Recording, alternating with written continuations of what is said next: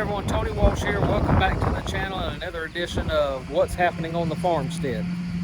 So you see the garden back there behind me, and obviously that's what we've been working on this weekend. So you might see a little bit of dirt and grime around my face because it has been hot and dusty out here. So let's get turned around.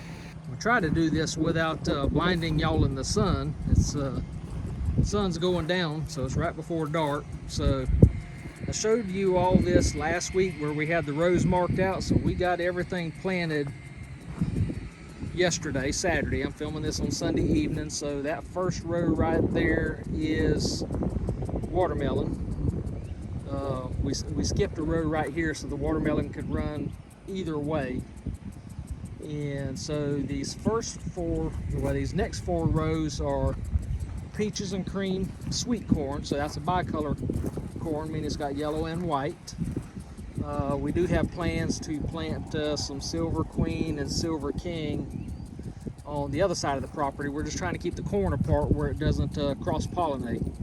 So this row is empty, and these next two rows, and you can see we're using paint sticks. So like that one says CS Okra 4525, meaning it was planted yesterday. So 2 rows of okra. Skipped a row right here. I don't remember why. Well, to walking path to pick okra.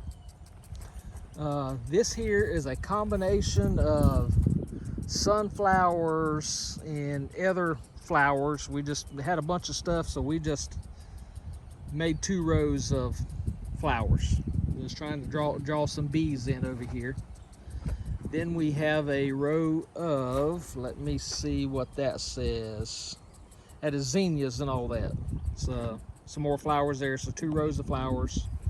And then this here is a different variety of watermelon. So we got watermelon on each side. Then there's some corn plants that our granddaughter Ansley started from seed.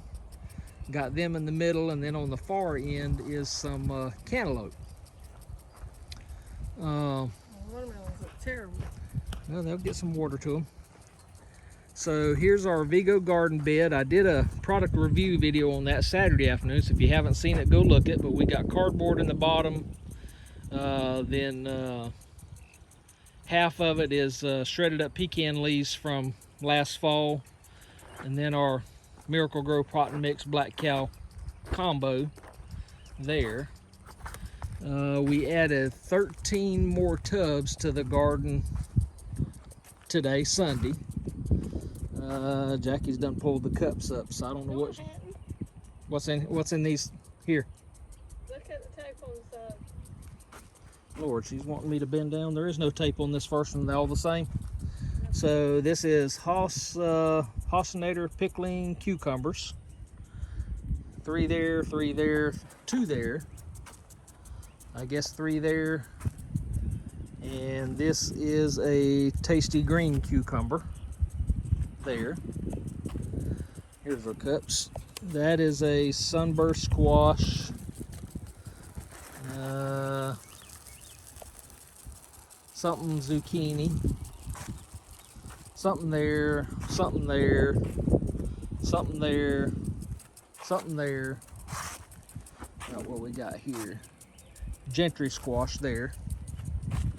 So all these right here are planted today, Sunday, April 6th. Of course, this is the potatoes that we've had and the ones that are really getting close. One of these white Kennebecs is already starting to, I think it's farther up here. This one right here, see, it's already starting to bud out right in there. So we're fixing to enter the home stretch. We got a little bit more drip irrigation run. Here we planted some cucumbers and dill in this one. We're going to try a TP method this year just to see how that works. So you can see the TP. Ever since we built this contraption here, we have had strawberries galore. So this was a rare, smart idea on my part. I said rare. I usually don't have them smart ideas. So we have parsley here, dill here. Got some basil there. This broccoli is ready to pick again, so but again, our 4-year-old granddaughter eats this stuff like it's going out of style. She loves broccoli. So what else we got? So here's our mulberry tree, and again, it's right here between the garden and the dirt road. You see, it's loaded with mulberries, and it won't be long in this temperature they're going to be ready. So you got one right here that is almost ready. Another day or two, another day, it'll be ready. So this tree here, last year was the first year we picked mulberries and made jelly out of them. And I have to fight the mockingbirds. They have had free reign on this tree for I don't know how long, and last year they did not like me picking berries.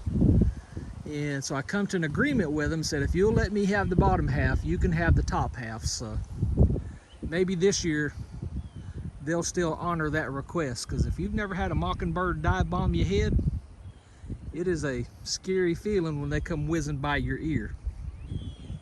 I know that sun's bright, so I'm trying to hold the phone down towards the ground a little bit more than normal. But you know, they say in the South, you live in the Bible Belt, and we in the South also say that this is God's country.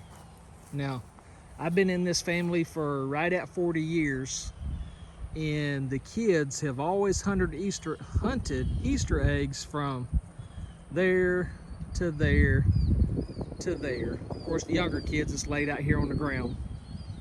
So, and I don't know why, but this end of the yard grows Easter lilies this time of the year. You know, we're still 2 weeks away from Easter, but it's just always amazing to see the Easter lilies pop up on their own.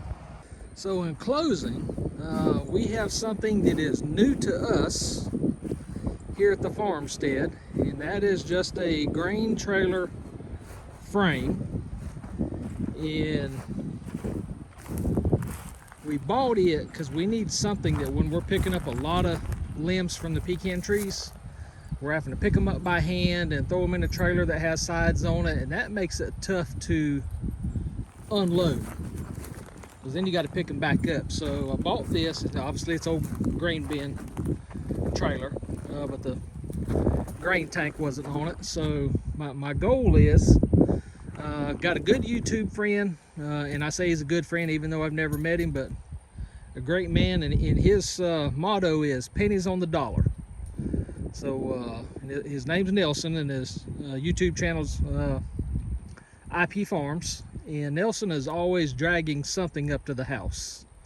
So now my wife knows how his wife feels. So anyways, I bought this and paid $750 for it, and that is cheap in our area for our market.